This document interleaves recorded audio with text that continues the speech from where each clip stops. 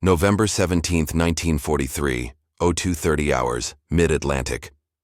The air in the cargo hold of the SS George Shiras is a foul mixture of sweat, sea salt, and diesel fumes. It is the smell of defeat. For Obergefreiter Klaus Richter, a 19-year-old Panzer Grenadier formerly of the 15th Panzer Division, it is the only air he has known for 10 days. He is one of 2,000 German prisoners packed into the cavernous belly of this American Liberty ship, a vessel built for hauling tanks and ammunition, now repurposed as a floating cage. Darkness is absolute, broken only by the dim red glow of a few battle lanterns. The constant groaning vibration of the ship's engines is the new rhythm of his life, a monotonous dirge accompanying the relentless sloshing of the Atlantic against the hull.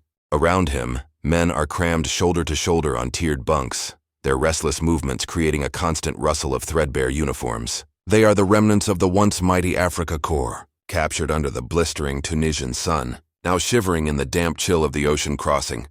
Klaus lies on his back, his hands clasped behind his head. He can't sleep.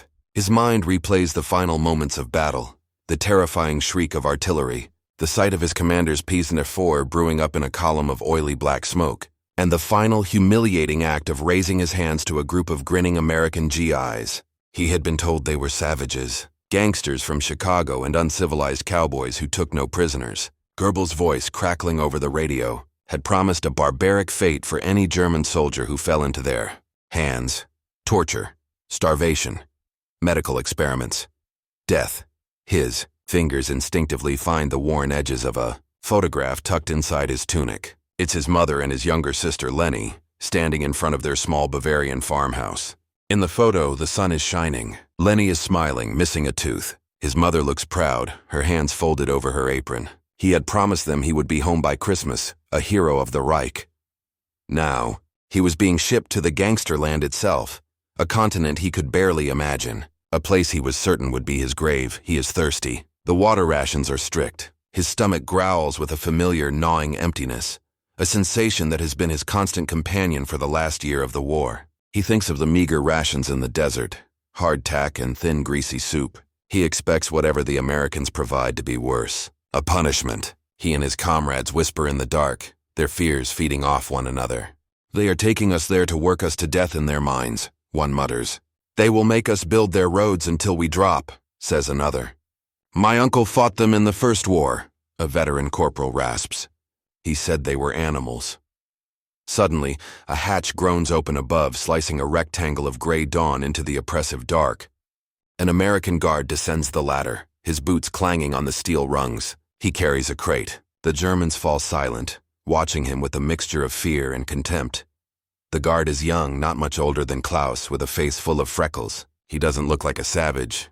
He moves down the narrow aisle, handing out small rectangular bars wrapped in red and white paper. He reaches Klaus and holds one out. Klaus hesitates, his eyes narrowed with suspicion. The guard just nods, urging him to take it. Klaus slowly takes the bar.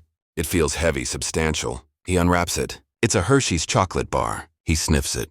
The rich, sweet smell is overwhelming, a scent from a forgotten world of childhood and peacetime. He breaks off a tiny piece and places it on his tongue, letting it melt. The flavor is intense, almost painfully sweet after months of deprivation. It is not poison. It is a luxury beyond comprehension. He looks at the young guard who simply moves on to the next man. This small, inexplicable act of kindness doesn't compute. It's a crack in the foundation of his certainty, a single confusing note in the symphony of his fear. This journey was not just taking him to a new continent. It was taking him to a new reality, one so alien and unexpected that it would shatter everything he thought he knew about his enemy, his country, and the war itself. The decision to transport nearly 400,000 German prisoners of war to the United States was not an act of benevolence, but a cold calculation of wartime logistics and strategy. By 1943, with the surrender of the Afrika Korps and the ongoing campaigns in Sicily and Italy, Allied forces were capturing German soldiers faster than they could be housed in the European theater. To quarter, feed, and guard hundreds of thousands of enemy combatants in a war-ravaged Britain, already straining under its own rationing, and the massive buildup for D-Day, was a logistical nightmare. The solution was as audacious as it was practical: ship them to America. The United States possessed a combination of resources that made it uniquely suited for the task. First, it had space. The vast interior of the country offered countless locations for secure, isolated camps, far from any strategic targets or coastlines where escape might be feasible. Second, it had security. The Provost Marshal General's Office, the military police arm of the U.S. Army, was tasked with establishing and running a nationwide network of POW facilities. This system would ultimately grow to include 155 main camps and over 500 branch camps spread across 46 states. Third, and most critically, was the issue of transportation. The same Liberty ships and cargo vessels that carried the hardware of war, tanks, jeeps, bullets, and food, eastbound across the Atlantic were returning to American ports empty. They were a ready-made transport fleet for human cargo. It was a brutally efficient equation. A ship that delivered 500 tons of bombs to England could carry 500 prisoners back to the United States on its return voyage. This reverse-flow pipeline solved two problems at once: clearing the European theater of enemy combatants while making maximum use of Allied shipping capacity. Underpinning the entire system was the Geneva Convention of 1929. The United States was a signatory, and its leadership, particularly Secretary of War Henry Stimson, insisted on strict adherence to its articles. There were two primary motivations for this. The first was reciprocity. American, British, and other Allied airmen were being shot down and captured over Germany daily. By treating German POWs humanely, the U.S. hoped to ensure that its own captured servicemen received similar treatment from the Nazis. The second was a matter of national identity. America saw itself as the moral antithesis of the Axis powers and sought to demonstrate this through its conduct, even towards its enemies. Article 11 of the Convention was key. The food ration of prisoners of war shall be equivalent in quantity and quality to that of the depot troops. This single sentence would have profound and unforeseen consequences. It meant that a German prisoner was legally entitled to the same diet as an American soldier stationed at a base in the United States, in a nation that was not only avoiding starvation but was actively managing massive agricultural surpluses. This dictate would translate into a standard of living that was utterly bewildering to the men it was meant for. The system was designed for efficiency and legal compliance, a vast bureaucratic machine for processing and containing the enemy. Nobody had designed it to be a weapon of psychological warfare, but that is precisely what it would become. For Klaus Richter and the men from the SS George Shiras, the first sight of America was the skyline of New York City, a hazy silhouette of impossibly tall buildings piercing the sky. As they were marched from the docks to a nearby railhead, they were subjected to their first dose of profound culture shock. Civilians stopped and stared, their faces a mixture of curiosity, hostility, and pity. But what struck the Germans most was not the animosity, but the normalcy. The streets were filled with automobiles, not military vehicles. The people were well-dressed and seemingly well-fed. The storefronts were packed with goods. There were no rubble heaps, no bombed-out buildings, no pervasive sense of fear and deprivation. This was a country untouched by the physical destruction of the war they had been fighting. The journey inland was a revelation. They were loaded onto passenger trains, not cattle cars, and as the train sped westward, the sheer scale of the United States unfolded before them. For hours, they rolled past endless fields of corn and wheat, past sprawling factories with smokestacks confidently puffing into the sky, and through towns and cities that buzzed with an energy that seemed obscene to men coming from a continent bleeding to death. They saw children playing in yards, women hanging laundry, life proceeding with a serene, almost arrogant normality. Klaus was eventually assigned to Camp Clinton, Mississippi. The bus ride from the station took them through lush green countryside, under a heavy, humid sky. The camp itself defied all expectation. There were no concrete walls topped with machine gun nests, no electrified fences, no grim, oppressive atmosphere. It was a sprawling complex of simple wooden barracks laid out in neat rows, surrounded by standard barbed wire fences, and watched over by guards and tall wooden towers. It looked, for all intents and purposes, exactly like the American Army bases they had seen in newsreels. The initial processing was methodical and impersonal. They were ordered to strip, their lice-infested uniforms taken away to be burned. They were then herded through powerful showers with hot water and strong soap, a simple luxury that felt like a baptism. They were dusted with delousing powder and handed new clothing. U.S. Army fatigues dyed a dark blue and stamped with the letters PW in large white print. They were issued bedding, a towel, and basic toiletries. Despite the relative comfort, deep-seated fear remained. The German soldiers, indoctrinated by years of propaganda, could not accept this reality at face value. It had to be a trick. Their NCOs, still trying to maintain a semblance of military discipline, reinforced this paranoia. "Be vigilant," whispered a Feldwebel to his men, including Klaus. "This is a trick. The Amis are soft-headed, but they are not fools. They are trying to lull us into a false sense of security before the real suffering begins. Do not trust their kindness. It is a mask for something monstrous." As Klaus sat on his new cot in the clean, airy barracks, he felt a profound sense of dislocation. His body was being treated with a strange decency, but his mind was still a prisoner of the horrors he had been taught to expect. He and his comrades waited for the other shoe to drop, certain that this placid illusion would soon be torn away to reveal the brutal truth they knew was waiting for them. To understand the German POWs' profound shock at their treatment, one must first understand the world of information and disinformation they inhabited.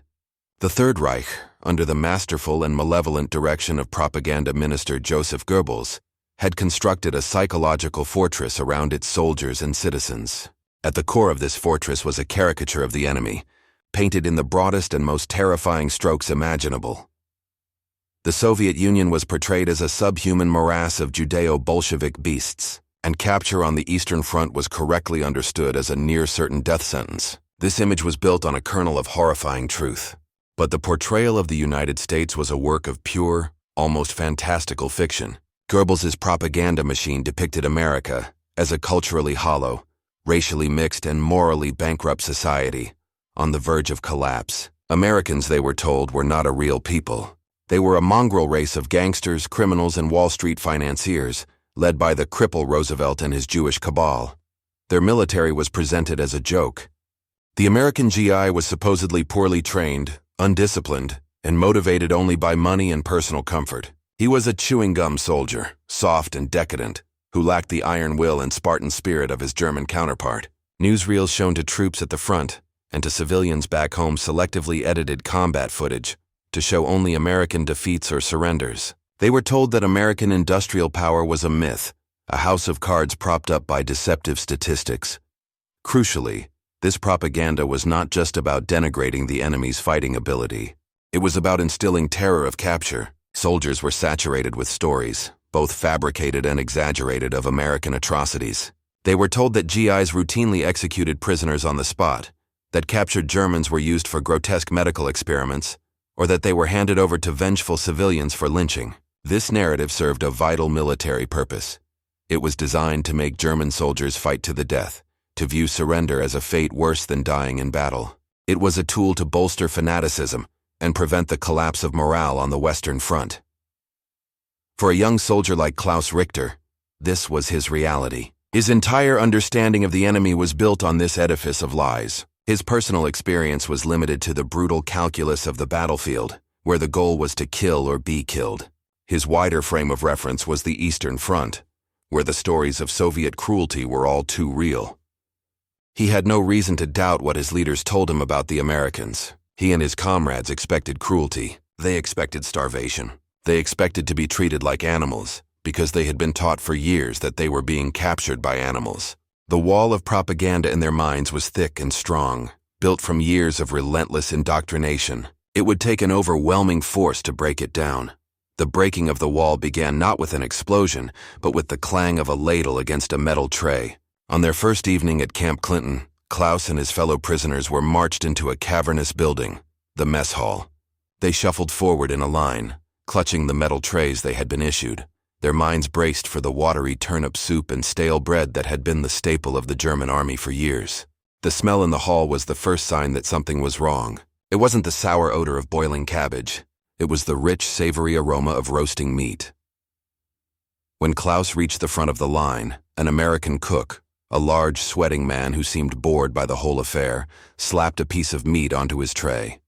It was a thick pork chop, glistening with fat. Next, a scoop of mashed potatoes, over which another cook ladled a generous serving of brown gravy. Then came green beans, a slice of white bread so soft it seemed unreal, and a pat of yellow butter. At the end of the line, a pitcher filled with milk. The Germans proceeded to the long wooden tables in a state of stunned silence. They sat down staring at their trays. It was more food, and of a higher quality than most of them had seen at one time in the last 5 years, even before they were soldiers. They looked at each other, their faces a mixture of confusion and deep suspicion. Was it poisoned? Was this some final cruel joke? A last meal before the execution? Klaus watched as a hardened Oberfeldwebel, a veteran of Stalingrad who had been transferred to Africa, cautiously sniffed his pork chop. He then took a small, tentative bite. He chewed slowly, his eyes wide. He did not keel over. He took another larger bite, and then began to eat with a desperate, famished intensity. That broke the spell. A cacophony of clattering forks and knives filled the hall as 2,000 men fell upon their food with an animalistic hunger. The taste was overwhelming. The potatoes were creamy, the gravy was rich with salt and fat, and the meat was real. It was not the stringy, gristly flesh of an old horse, but tender, nourishing pork. Just as they were finishing, the cooks began moving down the aisles again with large metal tubs. When they reached Klaus's table, they used an ice cream scoop to place a perfect white sphere of vanilla ice cream into each man's bowl. This was the breaking point. Ice cream. It was a food so far removed from their reality of war and deprivation that it seemed like a hallucination. It was the stuff of peacetime Sunday afternoons, of childhood memories, of a world that no longer existed. For some, the absurdity was too much. They laughed, a strange, choked sound of disbelief. Others simply stared, tears welling in their eyes. This single scoop of frozen cream and sugar was a more powerful testament to American resources than any tank or bomber. Germany could no longer produce enough butter for its own children, yet America was serving ice cream to its enemies. The experience extended beyond the mess hall. Prisoners were soon introduced to the camp canteen, or PX. Here, they could use the scrip they earned from labor, 80 cents a day, as stipulated by the Geneva Convention, to buy items that were pure fantasy in wartime Europe. Coca-Cola in chilled glass bottles, Lucky Strike and Camel cigarettes, Wrigley's chewing gum, Lifesavers candy. For men who had been rolling their own cigarettes from scavenged butts and ersatz tobacco, this was a vision of paradise. The camp library was stocked with American books and magazines, offering a window into this bafflingly prosperous and carefree culture. They were shown Hollywood movies, their first exposure to a world of glamour and consumerism that Nazi propaganda had told them was a sign of decadent weakness, but which now seemed overwhelmingly powerful. This daily, relentless confrontation with American abundance was the action sequence of their captivity. It was a battle fought not with bullets and bayonets, but with pork chops and Pepsis. Each meal, each cigarette, each movie was a shell landing squarely on the foundations of their indoctrinated worldview, blasting away the lies and leaving them confused, disoriented, and utterly overwhelmed. The steak and ice cream phenomenon was not the result of a deliberate psychological warfare campaign. It was the unintentional byproduct of three uniquely American factors: unfathomable abundance, bureaucratic procedure, and pragmatic economics. The core reason was America's staggering agricultural and industrial might. While the farms of Europe had become battlefields and its population starved, the American heartland was a powerhouse of food production. The nation was not just feeding itself. It was feeding its massive army, its allies through the Lend-Lease program, and still had enormous surpluses. The logistical challenge for the U.S. Quartermaster Corps was not scarcity, but distribution and storage. For the Army, providing 3,000 to 4,000 calories a day to a soldier or a prisoner was a simple routine matter. It was often easier and more cost-effective to provide standard, high-quality rations than to create a separate, inferior food supply chain for POWs. This reality was locked in place by the second factor: bureaucratic adherence to the Geneva Convention. The U.S. Army was a stickler for rules and regulations. The directive that POWs receive the same rations as depot troops was interpreted literally and applied systematically across the entire network of camps. Camp commandants submitted their ration requests through the same channels as any other non-combat military base. The system was designed for uniformity, not nuance. Therefore, if pork chops were on the menu for the GIs guarding the camp, pork chops were on the menu for the German prisoners inside it. This rigid procedure, devoid of malice or benevolence, inadvertently created a standard of living for the prisoners that was often better than that of civilians in allied countries like Great Britain. The third factor was pragmatism. The prisoners were not idle. America was facing a severe manpower shortage on the home front, particularly in agriculture and low-skill industry. Millions of American men were overseas fighting. The solution was to put the POWs to work. Under the rules of the convention, Enlisted men could be made to work in non-war-related industries. They picked cotton in Mississippi, harvested potatoes in Maine, canned vegetables in Minnesota, and cut lumber in Wisconsin. They were paid for their labor in camp scrip, which they could spend at the canteen. This arrangement created a powerful incentive to keep the prisoners healthy and reasonably content. A well-fed, healthy worker is far more productive than a sick, malnourished one. A prisoner with access to small luxuries like cigarettes and candy is less likely to cause trouble or attempt escape. The American government even charged the employers for the prisoners' labor at the local prevailing wage, turning the POW program into a self-sustaining, and in some cases profitable enterprise. Thus, the good food and living conditions were not just a matter of following the rules, but a sound economic investment. The steak and ice cream were, in essence, fuel for a vital auxiliary labor force that helped keep the American war economy running at full tilt. The German prisoners thought they were in a strange, surreal prison. In reality, they had become cogs in the very economic machine that was crushing their homeland. The consistent, relentless assault of material well-being had a devastating psychological effect on the German prisoners. It achieved what artillery and air power alone could not. It induced a form of psychological surrender. The experience systematically dismantled their entire worldview, forcing a painful and often confusing reevaluation of everything they had been taught to believe. The first casualty was the image of the enemy. The brutal, subhuman American gangster from Goebbels' propaganda was nowhere to be found. In his place were guards who were often bored, professional, and occasionally friendly farm boys from the Midwest. The nation they represented was not a decaying, degenerate society, but one of terrifying, incomprehensible power and wealth. A country that could afford to waste such luxury on its enemies, the prisoners reasoned, must possess a power so vast that Germany's struggle was utterly hopeless. The realization dawned on them not in a single flash, but gradually, over weeks and months of 3 square meals a day. The war was already lost. Their sacrifice, their suffering, and the deaths of their comrades had been for nothing. This realization led to a collapse in morale and ideology. The prisoners' letters home, which were censored by American authorities, reveal this profound shift. A soldier wrote to his parents, "If the Americans can treat us, their enemies, so well, what must it be like for their own people? You cannot imagine the things they have here. We have been lied to about everything." This sentiment spread through the camps like a virus, eroding the foundations of Nazi belief. How could the Spartan, self-sacrificing Nazi ideal compete with the tangible reality of Coca-Cola and chocolate? The good treatment also created deep divisions within the prisoner population. In every camp, a small minority of ardent, fanatical Nazis tried to maintain party discipline. They viewed the good treatment as a form of psychological trickery, a poison of kindness designed to weaken the German spirit. They held secret meetings, enforced a rigid hierarchy, and sometimes used threats or violence against fellow prisoners they deemed to be collaborating or going soft. They would organize work slowdowns and try to sabotage the labor programs. However, they were fighting a losing battle against the vast majority of prisoners who were simply exhausted by war and grateful for the safety, security, and sustenance of the camps. For the average Lanzer who had endured the frozen hell of the Eastern Front or the scorched earth of North Africa, the promise of survival and a full belly was far more compelling than the abstract slogans of a failing regime. The conflict between the die-hard Nazis and the pragmatists became the central drama of camp life, a microcosm of the ideological civil war that would soon consume Germany itself. Ultimately, the American POW experience was a powerful, if unintentional, program of denazification. It didn't rely on lectures or forced re-education, but on the simple, irrefutable evidence of a different way of life. By treating the prisoners not as subhuman enemies but as human beings and as valuable economic assets, the Americans demonstrated the very principles of democracy and human dignity that the Nazi regime sought to destroy. The shock was not just the food.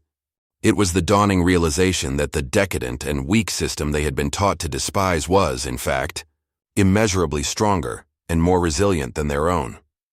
The end of the war in 1945 did not mean an immediate return home for Klaus Richter and his fellow POWs. Repatriation was a slow, staggered process, with the last prisoners not leaving American soil until mid-1946. Their final journey home was a reverse image of their arrival. They were now heading back to a world that had been utterly destroyed. As they crossed the Atlantic and were transported by train across Germany, they witnessed a landscape of apocalyptic devastation. Cities were flattened into seas of rubble. Bridges were twisted skeletons of steel. The infrastructure of a modern nation had been bombed back into the 19th century. But the greatest shock was the people. The civilians they encountered were gaunt, hollow-eyed specters, dressed in rags and consumed by a desperate search for food. Germany was starving. The infamous turnip winter of 1946-47 was setting in, and the daily ration for a German civilian fell to less than 1,000 calories a day. The returning POWs, healthy and well-fed from their time in America, were aliens in their own homeland. When they told their families about their experiences, about the steaks, the ice cream, the unlimited white bread, they were often met with angry disbelief. "You lie!" a mother might scream at her son. "How can you speak of such things while we were eating boiled grass and your sister starved?" The stories of American generosity sounded like a cruel fantasy, a betrayal of the suffering of the German people. A golden cage is still a cage, but for those who had endured the bombing, the invasions, and the starvation on the home front, the prisoners' experience seemed like a vacation. This created a strange and bitter gulf between the returning soldiers and the families they had longed to see. Yet, in the long run, the experience of these 400,000 men had a profound and lasting impact on post-war Germany. As the country was rebuilt, these former prisoners became an invaluable bridge between Germany and the United States. During the tense years of the Cold War, when America was trying to establish West Germany as a bulwark against Soviet expansion, the stories of the POWs provided a powerful counter-narrative to anti-American propaganda. These men had seen the reality of the United States firsthand. They had witnessed its industrial capacity, its economic resilience, and most importantly, a culture that, while foreign, was not the barbaric caricature they had been sold. Many became successful businessmen, politicians, and community leaders in the new Federal Republic of Germany, and they carried with them a generally positive, or at least pragmatic view of the United States. They understood American power not as a malevolent force but as a fact of life, and one that could be a source of stability and prosperity. The story of the German POWs in America is a powerful lesson in the nature of soft power. It demonstrates that the most effective weapons in a conflict are not always made of steel. The United States won the war with its industrial might, its arsenal of democracy. But it secured the peace in part with its agricultural might, its kitchen of democracy. The steak and ice cream served in the mess halls of Camp Clinton and hundreds of other camps across America were more than just food. They were symbols of a power so immense and self-assured that it could afford to be humane to its enemies. It was a projection of strength that left a deeper and more lasting impression than any bomb, planting the seeds of an unlikely friendship that would come to define the second half of the 20th century.